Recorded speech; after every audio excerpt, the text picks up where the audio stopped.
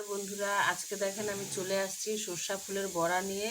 তো সর্ষার ফুলগুলো আমি পেছনের ডান্টিগুলো ভেঙে নিয়েছি। ওই ডান্টিগুলো বড় থাকলে তিতা লাগে, তাই আমি ধুয়ে বেছে এখানে পরিষ্কার করে রেখেছি। এবার আমি একটা ব্যাটার তৈরি করে নেব। নিয়েছি একটু লঙ্কা কুচি সবুজ রঙের আর একটু আদা কুচি। দেব আমি 2 চামচ চালের গুঁড়া, 2 চামচ দেব বেসন, সমান সমান করে দেব। দেব স্বাদ মতো লবণ,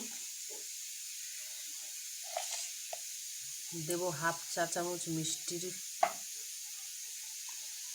দেব একটু হলুদ, একটু দেব কালো জিরা। এবারে আমি ভালো করে এগুলো মিশিয়ে নেব। একটু জল দেব, অল্প অল্প জল দিয়ে এটাকে আগে গুলাবো, বেশি জল দিলে পাতলা হয়ে যাবে। আর অল্প জল দিতে হবে, অল্প। ভালো করে ব্যাটারটা ভালো করে গুলিয়ে 5-7 মিনিট রেখে দেব।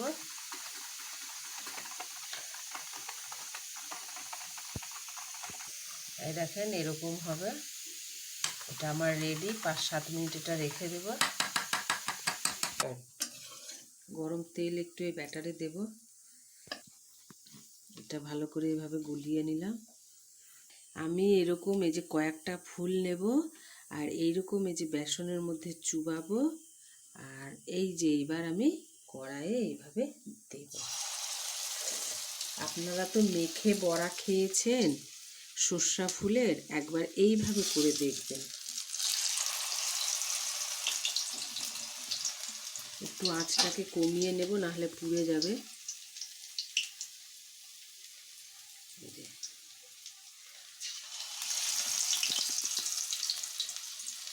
এইভাবে আমার মা করে, তাই আমি আপনাদের সাথে আজকে শেয়ার করব এইভাবে।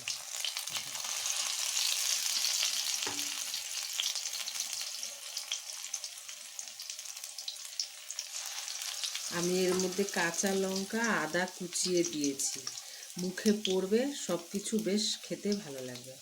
এইভাবে করলে কি সর্ষে ফুলগুলা একদম কারোর সাথে কারোটা লাগবে না, সব আলাদা আলাদা থাকবে। আর যখন বড়াটা খাবেন এত ভালো লাগবে, মানে কি বলবো। আপনারা যদি এইভাবে ট্রাই করেন তাহলে বুঝতে পারবেন।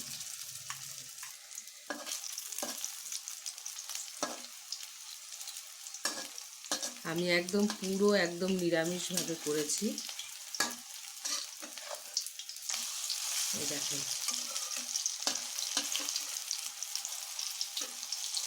এবার আমি বড়াগুলা বের করে নিব। দেখেন কি সুন্দর হয়েছে। আমি বেশি ডুবো তেলে ভাজিনি, অল্প তেলেই ভেজেছি।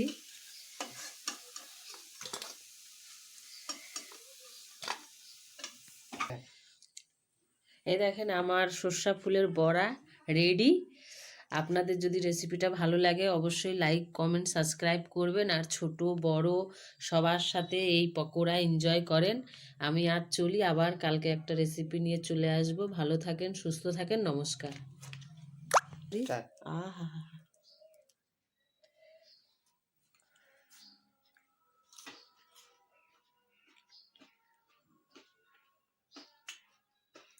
দারুণ।